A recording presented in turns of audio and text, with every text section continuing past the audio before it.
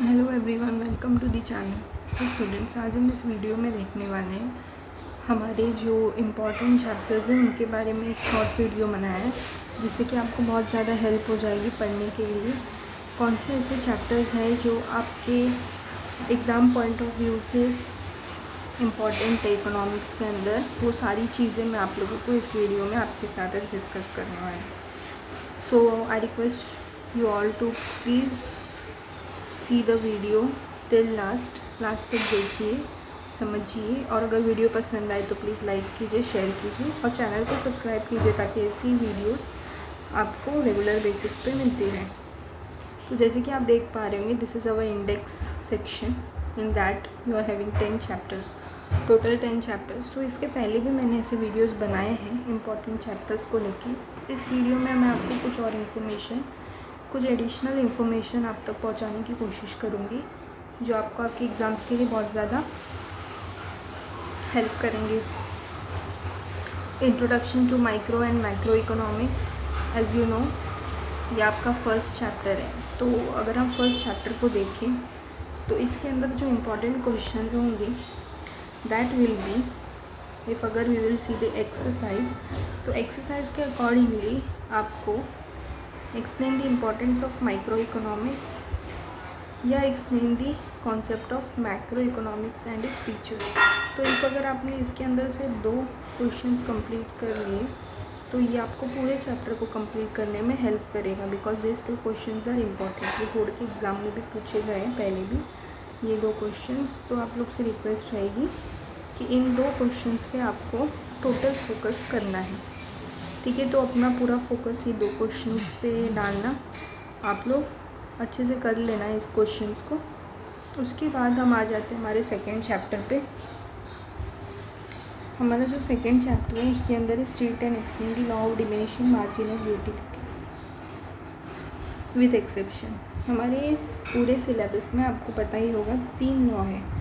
तीनों लॉ जो है वो इम्पॉर्टेंट है हमारे एग्ज़ाम पॉइंट ऑफ व्यू से। मैंने हमेशा से आप लोगों को बोला कि आपको तीनों लॉ के ऊपर ध्यान रखना पड़ेगा, because all the 3 laws are very much important. तो ये जो लॉ है, state and explain the law of diminishing marginal utility with exception, this is also one of the important law जिसको आपको पढ़ना है, क्योंकि ये पूछा गया है पहले भी। तो अगर आपने इसको कवर किया तो ऑटोमेटिकली आपके 8 मार्क्स का जो क्वेश्चन है that will be covered.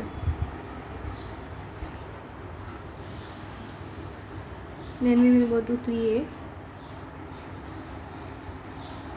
3A के अंदर आप देख पा रहे होंगे, हमको यहाँ पे कोई ब्रीफ क्वेश्चन यहाँ पर दी गई, लॉ ऑफ डिमांड। अगर आपने लॉ ऑफ डिमांड किया तो उसका जो अजम्पशन है वो डिटर्मिनेंट्स के अपोजिट रहते हैं, ठीक है।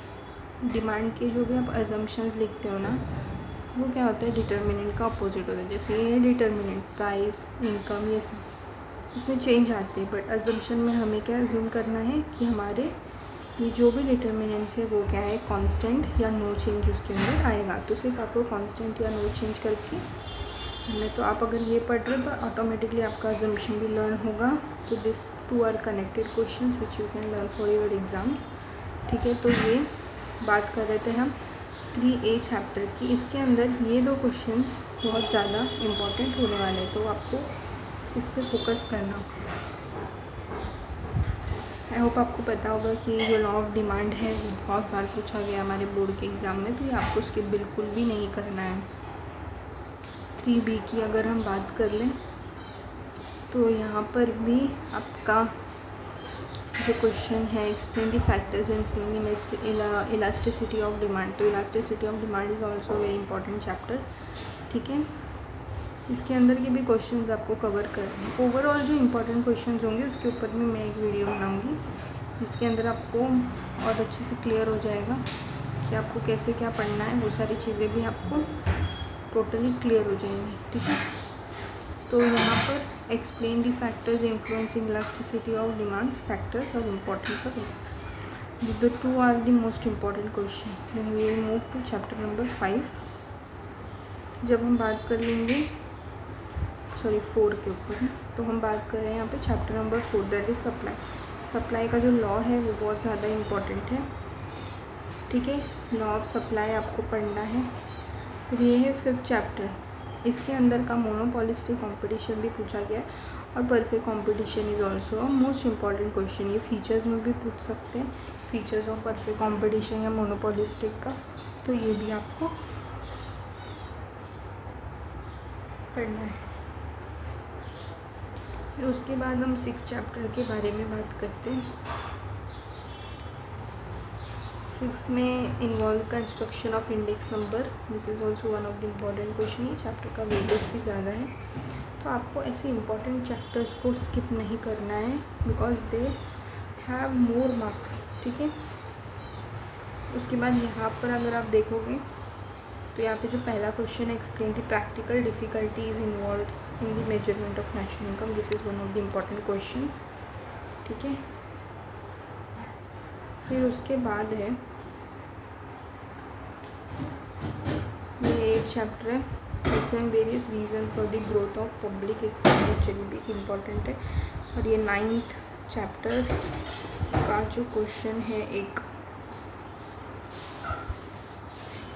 Role of money market, functions of RBI तो आपको पढ़ना ही, और रोल ऑफ मनी मार्केट, ठीक है। ये दो क्वेश्चंस इंपॉर्टेंट है। 10th चैप्टर का वेटेज सिर्फ 4 मार्क्स के लिए रहेगा, तो इसमें से चांसेस बहुत, मतलब चांसेस ना के बराबर है, तो आप अपना टाइम मत वेस्ट करना, ठीक है। तो आई होप मैंने आपको सारे आंसर इन डिटेल्स की इंपॉर्टेंस बता दी है, और जो कि आपको बहुत ज़्यादा हेल्पफुल होंगे आपके एग्ज़ाम में पढ़ने के लिए। जो 8 मार्क्स के क्वेश्चन होते हैं वो, उसके अंदर हमें कन्फ्यूजन बहुत ज़्यादा हो जाती है, तो आज ये कन्फ्यूजन भी मैंने दूर किया है आप लोगों का।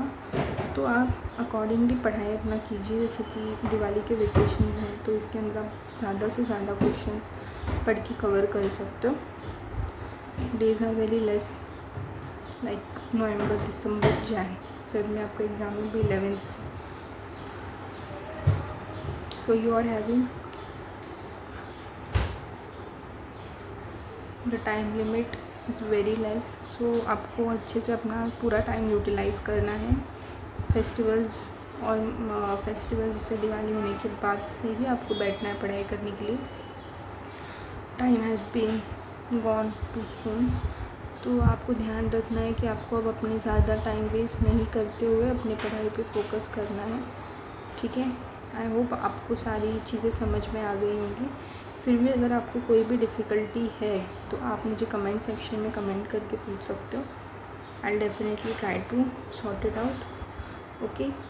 सो इफ़ अगर वीडियो आप लोगों को पसंद आया होगा तो प्लीज़ वीडियो को लाइक कीजिए, शेयर कीजिए और चैनल को सब्सक्राइब कीजिए, okay. So thank you so much.